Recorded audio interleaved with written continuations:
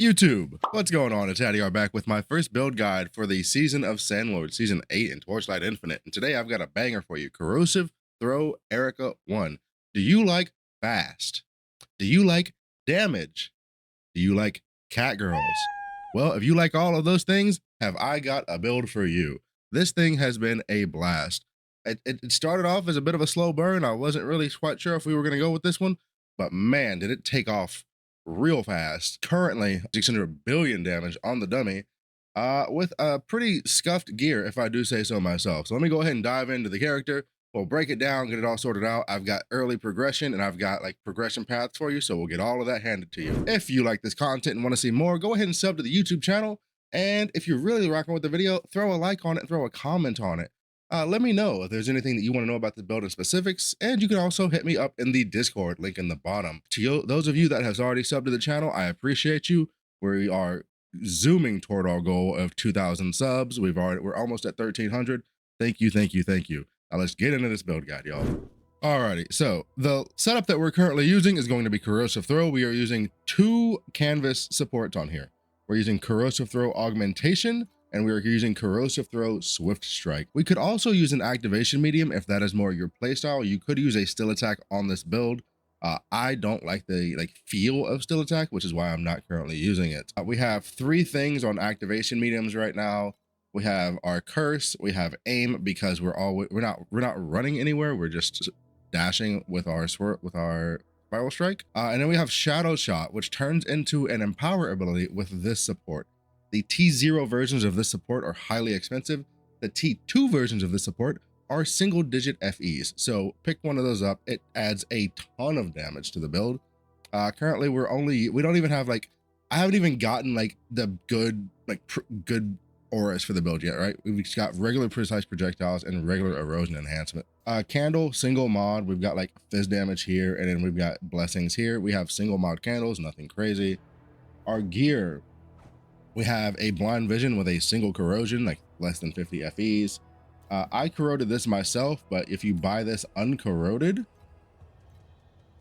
they're about that much. I bought it for 80, so these things swing up and down quite a bit. Also, if you're not, depending on the content you run, I'm gonna suggest a different amulet for you. Your amulet is going to be content based.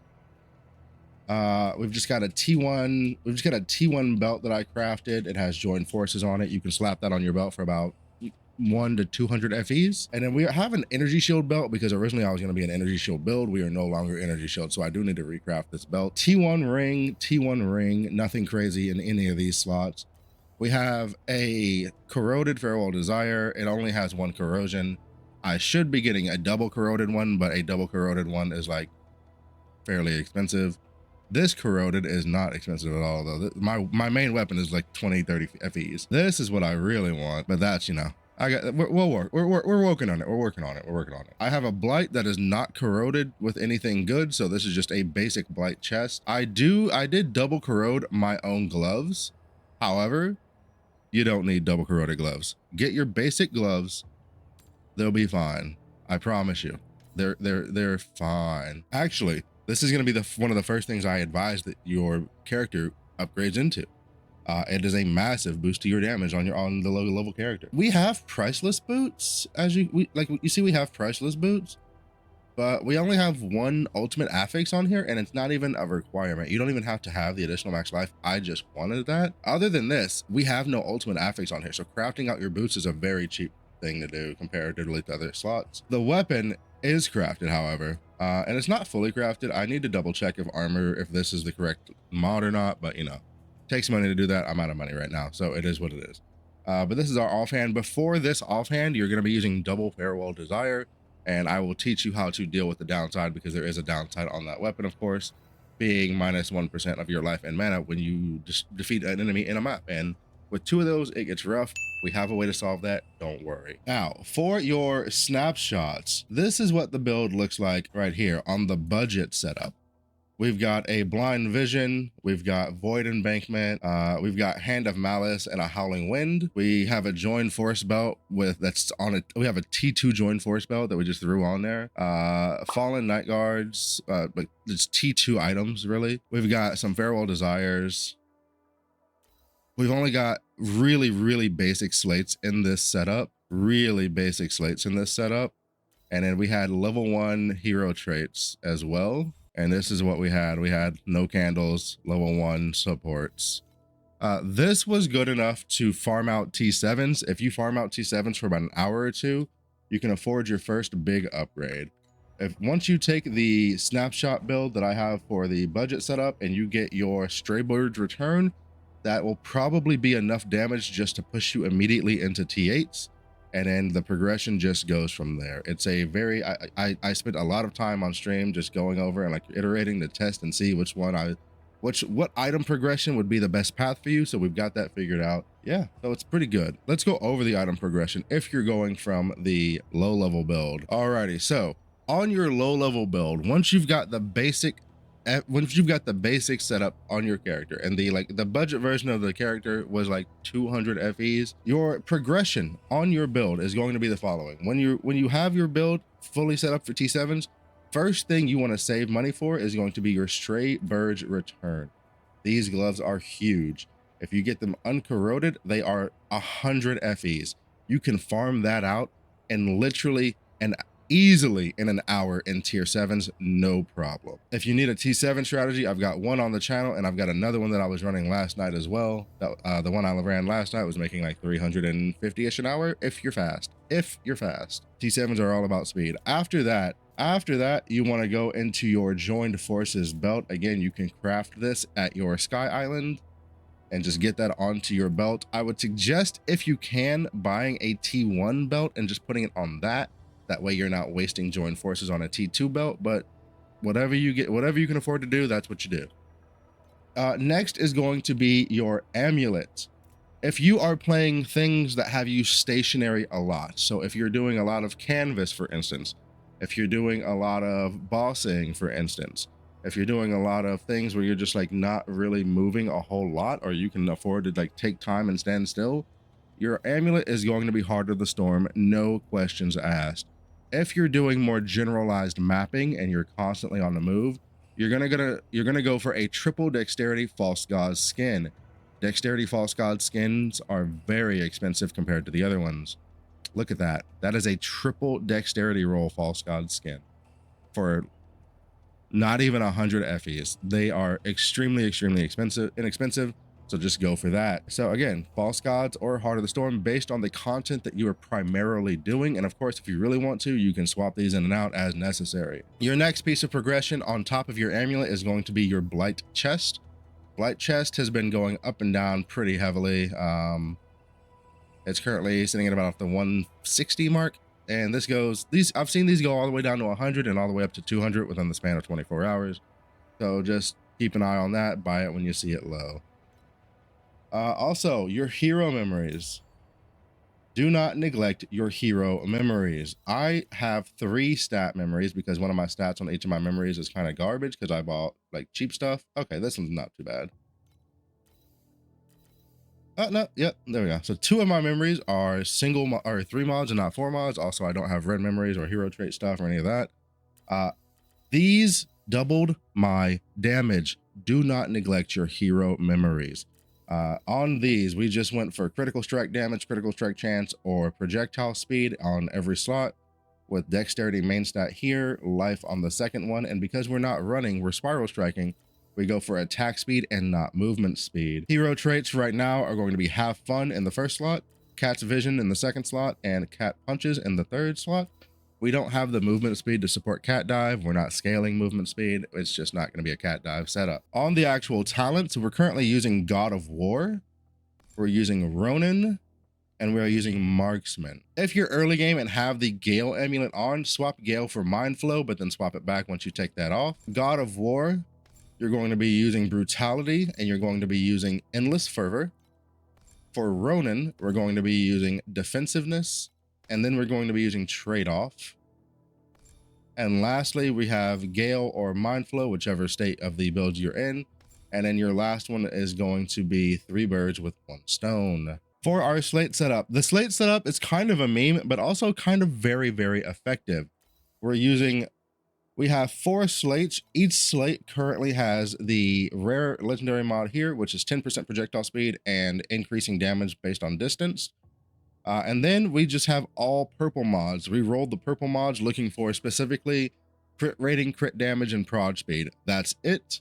We rolled that on every single one. It was extremely cheap to do so. I bought like 1,000 of the blue stones, and I only wound up using maybe 300 to roll all 4 of these. And then we're using a Resonance of Stars, which normally nobody ever uses. But what it's doing here is it's copying every single purple node on all of these. So if I click this and click the talents, this is everything we're getting from that right now. So like I said, it's kind of a meme, but it's also kind of really good. It's also very, very cheap. Resonance of the Stars costs no money. See that? And then let's see, how much are these right now? Yeah, these slates, there's not a lot of these slates. You don't have to look for exactly this. You want this mod, and then your other fixed talent, just let it be any of the good mods that we're looking for. So it could be projectile damage crit, it could be like attacks crit rating. Just look for this and one of the 3 mods that we listed here. So prod speed, crit damage, crit rating. That's all we're looking. Early on with the budget setup, I did wind up using 2 Fallen Starlights specifically just for the deterioration chance, because early on your deterioration chance is not very great. So that was something that we had to look out for. Make sure you're double checking what your deterioration chance is before you get your T1 gear, because a lot of your chance comes from your gear. I've got 32 on my belt, I've got 32 on this ring, and I've got 32 on this ring. That is all of my deterioration chance on this build.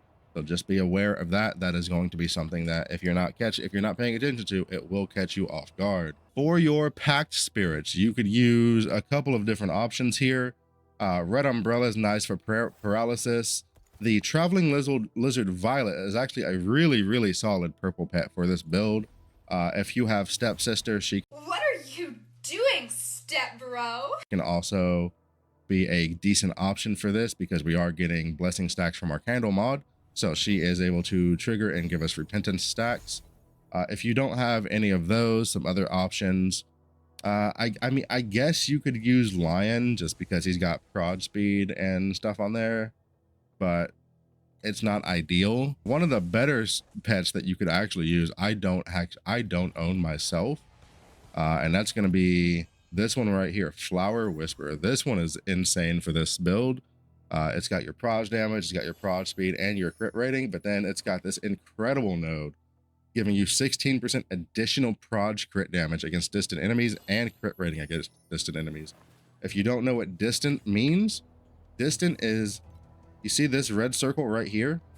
If you're standing that far away from them, that is distant. If you're standing this close or this close, that's not. But if you're just keep that much distance between you and your single target, that is distance. You're good to go. Other pack spirits that you can use on this build, any type of attack, anything that has good attack nodes on it, anything that's got prod speed nodes, anything that's got crit nodes, you could go for the +1 curse pet if you have that one. I do not. Another solid option for this build would also be to just go for a really good defensive pet. If you've got like the block legendary pet, we are in Ronin. That is a great pet for you to use.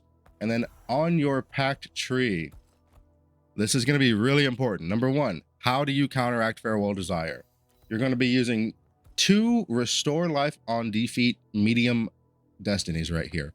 You need 2 of these per Farewell Desire that you're using. If you're using 2, you need 4. If you're using 1, you need 2. This is just a very, very simple way to deal with this. You can also get it on your smalls if you need to, but yeah, these are also very, very inexpensive. They are like anywhere between 8 to 15 FEs based on time of day. Right now for my other destinies, I'm going for multi-strike increment. I'll be testing this out against dexterity, but I'm pretty sure this just wins. Right, so that's all I've got in every other slot other than this right here. And as you can see, like my pets aren't crazy leveled. I have a level 1 here, level 2 here. And again, we're using a purple pet, so nothing incredibly crazy right there. But yeah, that's the build. It's honestly been surprisingly fun to scale. Every time we added something new, the damage just kind of skyrocketed, man. We're we're kind of just blasting our way through the game without care, and we've still got loads and loads and loads of things that we can iterate on and upgrade. So yeah, if you're looking for something different or something new, give it a shot. Let me know how it goes, and if you really like the build, again, throw a sub at the channel, show you boys some love. We're on our way to 2K. Thank you for your time. Have a good day. And go join the Discord while you're here. Get down there. What are you doing? And follow me on Twitch. Why haven't you done that yet? Go.